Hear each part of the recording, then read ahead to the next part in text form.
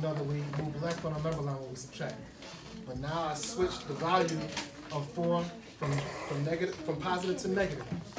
So I have to go the opposite direction now. I always thought that I had a way of relating with the youth. So since I started my professional working career as an adult, it's always been in the back of my mind, but I never thought that I had the proper education background. So I just kind of dismissed the idea. Becoming a teacher, like all of the things that you have to do, is extremely daunting, especially for me. I mean, I'm out of college for like 5-6 years now, and I have, you know, responsibilities and a family. So going back to school to be, to you know, be a teacher is a little bit unrealistic for me because it's a whole lot of schooling and certifications you need to fulfill in order to like start working.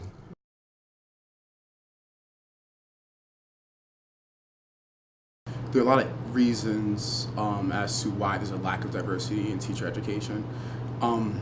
A few that come to mind are, like, one is, you know, lack of retention.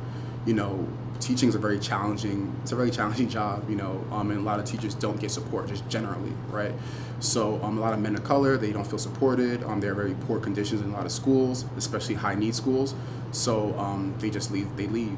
Another reason is, you know, teaching generally does not have, it's not the best career when you talk about public visibility, right? So when you look at the media, when you look at the news, you know, teachers are always mostly painted in a negative light.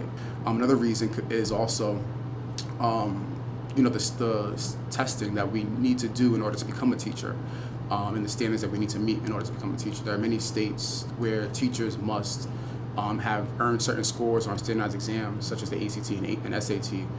That also limits the number of teachers of color, male teachers of color as well, that enter the profession. And we know that a lot of those tests are very biased against people of color. So, you know, there have been a lot of initiatives, like nationwide, but particularly New York City is the first city in the country to have a program that has been launched by the city and the mayor's office called NYC Men Teach, that's specifically out to recruit men of color to enter the teaching task force, which is, it's a great initiative. Growing up, all I heard was teachers don't get paid. I heard teachers is a thankless profession. I heard so many horror stories.